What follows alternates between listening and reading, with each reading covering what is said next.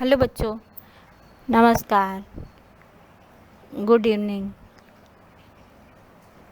आज मैं आपको एक सेठ की स्टोरी सुनाने जा रही हूँ।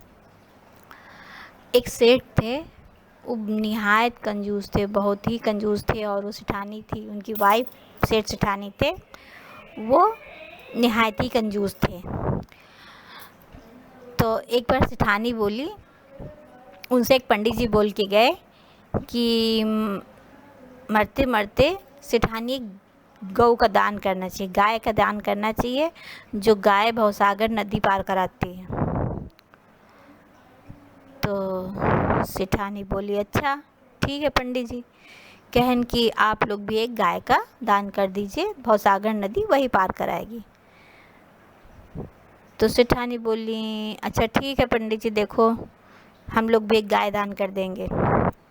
अब इतना कह के पंडित जी चले गए। अब वो सेठ से पीछे पड़ गई सेठानी, सेठ हम लोग भी एक गाय दान कर दें, सेठ सब लोग एक गाय दान करते, हम लोग भी एक गाय दान कर दें, जो कि हम लोग के मरने के बाद वो हमको भवसागर नदी पार कराएगी, भवसागर नदी पार कराएगी। सेठ बोले, चुपचाप बैठो सेठानी, गाय दान करेंगे। पता तुमको गाय की कीमत क्या है? बहुत पैसे की गाय मिलती है, ऐसे नहीं मिलती, फ्री में नहीं मिल जाती। सेठानी बोली, अच्छा फिर भी छोटी सी एक गाय दान कर दे। तो जैसे पीछे पड़ी, वो सेठानी पीछे ही पड़ गई। तो सेठ बड़ी जोर गुस्सा हुए, उस सेठानी को डांटने लगे, डांट दिया। तो सेठानी चुप हो गई कि इनसे कुछ नहीं होगा, ये भला गाय दान करने वाले बेकार में माथापच्ची कर रहे हैं। कुछ दिन बाद सेठानी के दिमाग में एक आइडिया आया। उन्होंने छोटी सी चांदी की एक गाय बनवाई, चांदी एक बहुत छोटी सी गाय बनवा के लेके आई। और उसको जो है सेठ से बोली, सेठ अच्छा हम लोग गोबर की गाय दान कर सकते हैं? सेठ बोले, अरे गोबर कहाँ गोबर की गाय दान करेंगे, उतने गोबर के उपले बनेंगे, सो वो खाना बनाने के काम में आएंगे। अरे सेठानी बोली, हद करते हो सेठ, अब गोबर की तो गाय दान ही कर दी जाए। कहन चलो अच्छा है सेठानी, तो इतना पीछे पड़ी हो तो ठीक है, गोबर की गाय बनवाओ, दान कर देते हैं। कहन ठीक। अब सेठानी ने खूब ढेर सारा गोबर इकट्ठा करवाया और खूब बड़ी गाय बनवाई, और उसी बड़ी सी गाय के अंदर अपनी जो छोटी सी चांदी की गाय थी उसको छिपा दिया। और सेठ को भैया बुलाया, सेठ जी ये देखो हमने गोबर की गाय बनवा ली है, और चलो पंडित जी को बुला के उनको ये गाय दान कर देते हैं। सेठ बोले, सेठानी इतना गोबर? अरे इतने गोबर के तो इतने ओपले बनते कि 6 महीने खाना बन जाता। तो सेठानी बोली, बस करो सेठ जी, हद कर दी, गोबर भी दान करने में आपको दिक्कत हो रही, अब बन गई, अब चुपचाप दान कर दीजिए। कहन चलो अच्छा ठीक, दान करो दान करो, चलो दो, ले जाए पंडित गाय वाय।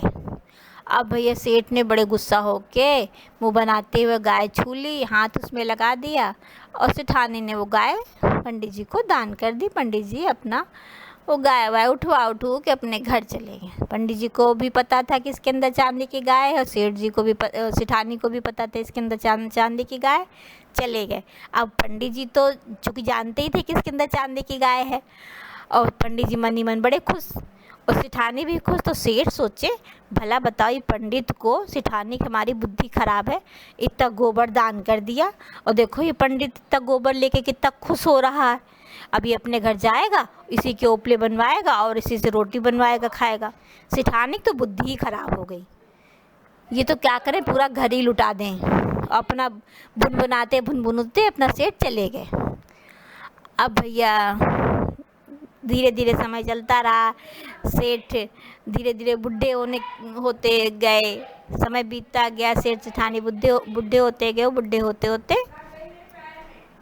वो दोनों लोग ढनक लिए।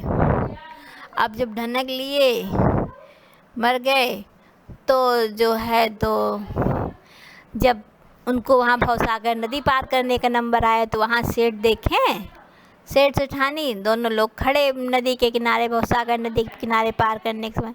अब सेठ देखें कि सब लोग के लिए तो भैया गैया चली आ रही, और गैया जो है तो सब लोग उन गायों की पूंछ पकड़ पकड़ के और जो है पूंछ पकड़ पकड़ के भवसागर नदी पार कर रहे। और सेठ सेठानी खड़े, सेठ सेठानी के लिए कोई गाय आ ही नहीं रही। तो सेठ ने बोला, सेठानी ये सबको तो गाय आ रही, अपने लोग को नहीं आ रही, अपने लोग कैसे पार करेंगे?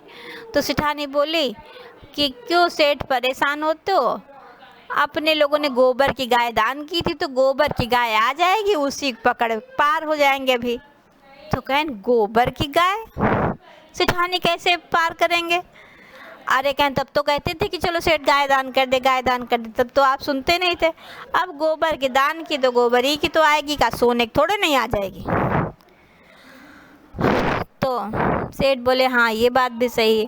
अब सेठ खड़े अपना इंतज़ार करें, तब तक धीरे धीरे उनकी गोबर की गाय आ रही थी। अब भैया उसको जब आके खड़ी हो गई तो उसको पकड़ के पार होना था, उसकी पूंछ पकड़ के। तो सेठानी ने ऊपर पकड़ा पूंछ और सेठ ने नीचे पकड़ी पूंछ। अब वो धीरे धीरे गाय पार होने लगी, नदी पार करने लगी।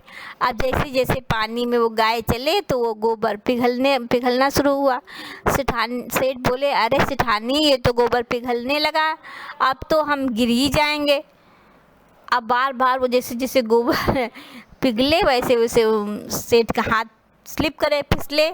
तो सेठ को लगे अब तो हम गिरे, अब तो हम गिरे। तो सेठानी बोली चिल्लाओ मत, अब जो दिया है वही आया है, अब चुपचाप पकड़े रहो मत। अब सेठानी तो पता ही था कि इसके अंदर चांदी की गाय है, गिरेंगे नहीं। तो सेठानी चिल्लाई अब जो जो कर्म किए वो भोगो, अब तो गोबरी की गाय दान करनी थी तो दान किया, अब पकड़े रहो चुपचाप गोबर की गाय, अब जो होगा सो देखा जाएगा। धीरे धीरे धीरे धीरे वो पिघलते पिघलते सेठ के हाथ में चांदी की पूंछ आ गई। तो बोले सेठानी गोबर तो सारा बह गया, अब तो हमारे हाथ में चांदी की पूंछ आ गई। तब सेठानी बोली क्या करें, अब आप कुछ कर ही नहीं रहे थे, कुछ दे ही नहीं रहे थे, तो हमने उस गोबर के अंदर चांदी की गाय छिपा दी थी, तो वही अब चांदी की निकल आई। तब सेठ बोले कह रहे सेठानी तुमने बहुत अच्छा किया था जो चांदी की गाय दान कर दी थी उसके अंदर छिपा के, और नहीं तो गोबर की गाय तो पूरी पिघल जाती, हम दोनों लोग गिर जाते, यहीं पे पार भी न कर पाते। और जो है क्या करें, हम पृथ्वी लोक में इतने पैसों में अंधे हो गए थे कि हमें कुछ समझ ही नहीं आता था कि हमें कुछ दान भी करना चाहिए। चलो सेठानी आज तुमने किया तो आज दोनों लोग पार हो गए, और दोनों लोग खुशी खुशी पार हो गए। इस तरह बच्चों कहानी ख़त्म होती है। प्लीज़ मेरे कहानी को लाइक कीजिएगा, शेयर कीजिएगा और सब्सक्राइब कीजिएगा।